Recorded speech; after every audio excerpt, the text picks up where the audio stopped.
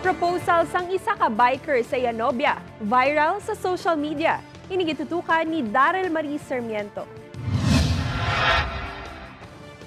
Kuno abi nagpatumba-tumba sa bisikleta, apang na-fall na gali isang dalayon para sa iya sini nga kahagugma ang biker nga ini nga nag-propose sa iya nga nobya. Si Santi Presaldo, 38 anyos, tumandok sang barangay Balabag, Pavia, ang nangisog kag nanindugan nga pakasan ng iya nga nobya nga si Joanna Fuentes, 23 anyos, sang Putotan, Iloilo.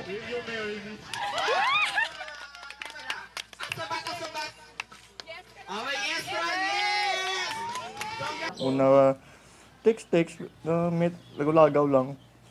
Tapos ako na-develop.